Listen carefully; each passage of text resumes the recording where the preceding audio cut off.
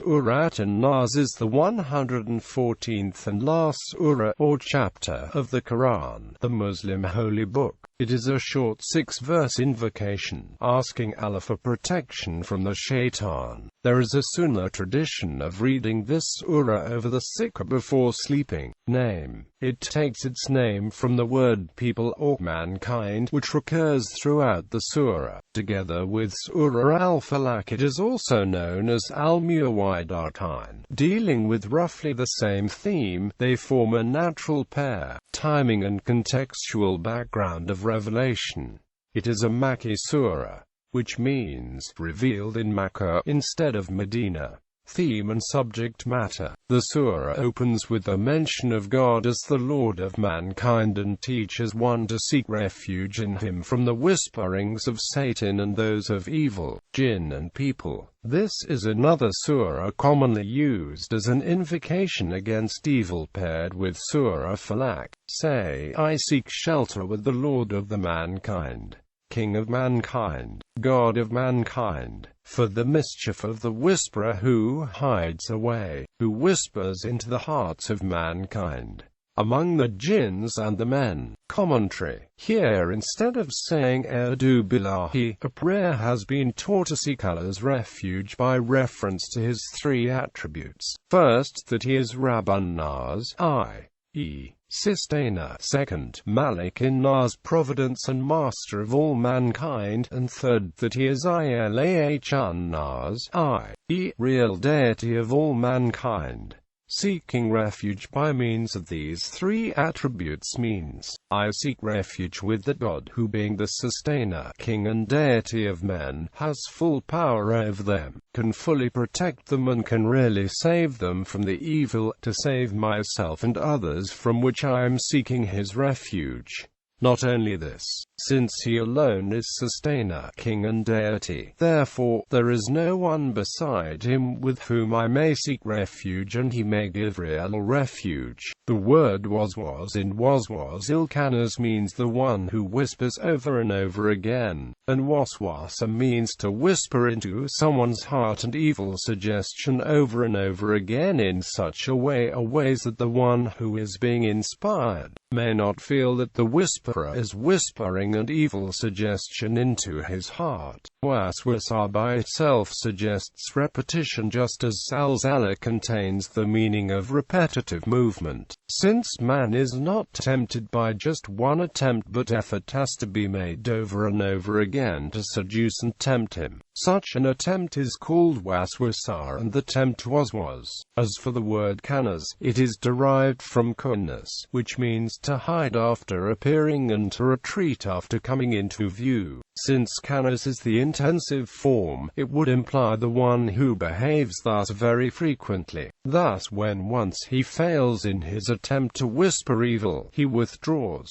Then he again returns to make the second and the third and the next attempt over and over again. Seeking refuge from the was means that the seeker after refuge himself seeks God's refuge from its evil, i.e., from the evil lest it should whisper some evil suggestion into his own heart. The second meaning is that the caller to truth seeks God's refuge from the evil of the one who whispers evil suggestions into the hearts of the people against himself. It is not in his own power to approach all the people in whose hearts evil suggestions are being whispered against himself individually and remove the misunderstandings of every person. It is also not right and proper for him that he should give up his mission of inviting others to Allah and should devote all his tune and energy to removing the misunderstanding created by the whisperer and to answering their accusations. It is also below his dignity that he should stoop to the level of his opponents. Therefore, Allah has instructed the caller to truth to seek only His refuge from the evil of the wicked people, and then to attend single-mindedly to His work of invitation and mission. For it is not for him to deal with them but for Allah, who is sustainer of men, king of men. men, God of men. Here, one should also understand that an evil suggestion is the starting point of evil act. When it affects a careless or heedless person, it creates in him a desire for evil. Then, further whisperings change the evil desire into an evil intention and evil purpose.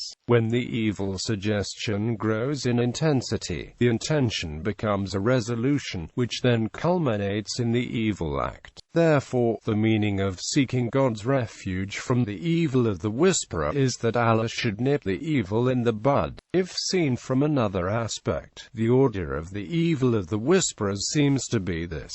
First, they incite one to open unbelief, polytheism, or rebellion against Allah and His Messenger, and enmity of the righteous people. If they fail in this and a person does enter Allah's religion, they misguide him to some innovation. If they fail in this too, they tempt him to sin. If they do not succeed even in this, they inspire the man with the suggestion that there is no harm in indulging in minor sins, so that if he starts committing these freely, he is overburdened with sin. If one escapes from this too, in the last resort they try that one should keep the true religion confined to oneself, and should do nothing to make it prevail. But if a person defeats all these plans, the whole party of the devil's froth among men and jinn makes a common front against him, incites and stirs up the people and makes them shower him with invective and accusation and slander, and defames him as widely as they can. Then Satan comes to the believer and excites him to anger, saying, "It is cowardly of you to have borne all this insult. Arise and clash with your opponents." Quote, "This is the last and final device with Satan by which he tries to thwart the struggle of the caller to truth and entangle him in difficulties and obstructions.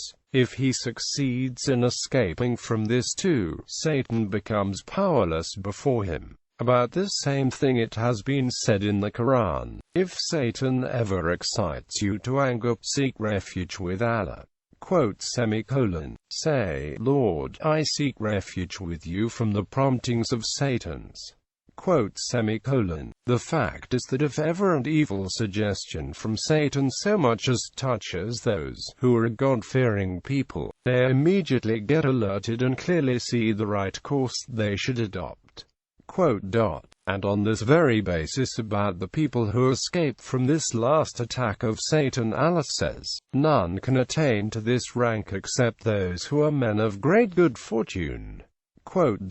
In this connection, another thing also should be kept in mind, and it is this: evil suggestion is not whispered into the heart of man only from outside by the Satans from among men and jinn, but also by the self of man from within. His own wrong theories misguide his intellect, his own unlawful motives and desires lead his power of discrimination, will and power of judgment astray, and it is not only the Satans from outside but within his Satan of the self also beguiles him. This has been expressed in the Qur'an, and we know the evil suggestions arising from his self. On this very basis, Muhammad said, "We seek Allah's refuge from the evils of ourself."